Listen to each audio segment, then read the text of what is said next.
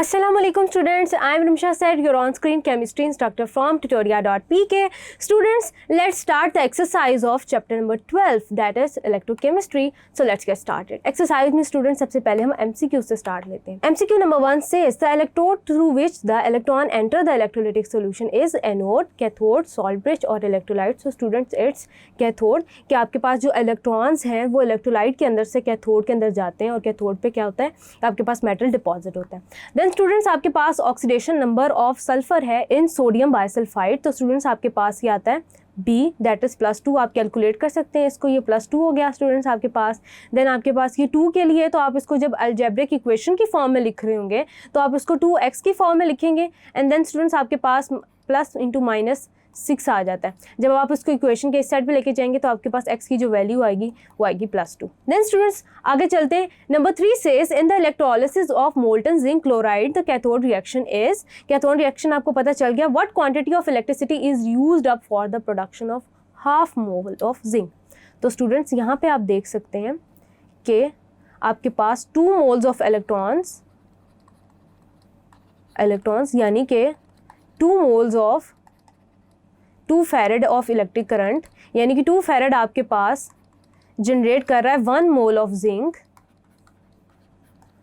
तो स्टूडेंट्स आपके पास half mole of zinc की बात हुई, यानी कि 1 farad would be generating half mole of zinc.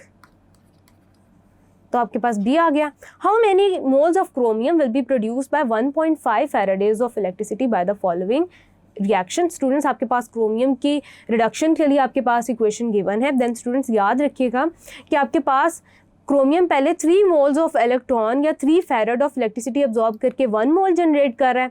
तो आपके पास 1.5 फैराडेज जनरेट कर रहे होंगे 0.5 मोल्स को, जो कि स्टूडेंट्स आपके पास E है. देन स्टूडेंट्स आपके पास एक इक्वेशन गिवन है जिसके अंदर आपको इलेक्ट्रोड पोटेंशियल्स गिवन है.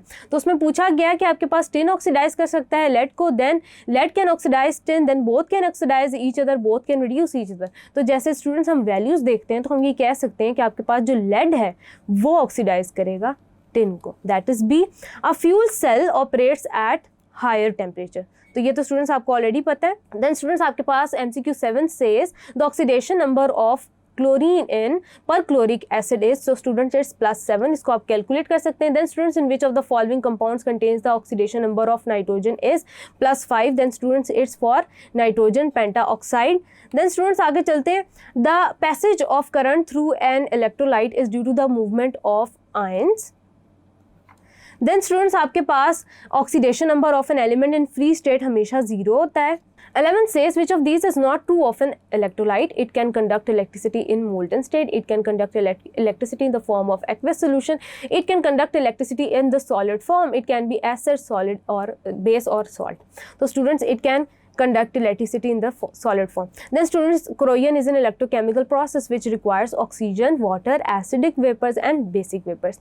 तो students आपके पास जो corrosion है वो एक ऐसा electrochemical process है जिसके लिए आपको ऑक्सीजन भी चाहिए, वाटर भी चाहिए और आपको हल्का सा एसिडिक pH चाहिए. देन स्टूडेंट्स इसका ऑप्शन आपके पास है ABC, that is C. Then students a fuel cell is based upon the reaction between oxygen and gaseous fuel KOH, यानी कि पोटेशियम हाइड्रोक्साइड इलेक्ट्रोलाइट. देन आपके पास आता है platinum. Then students fuel cell is based upon the reaction between oxygen and gaseous fuel, that is B, AB.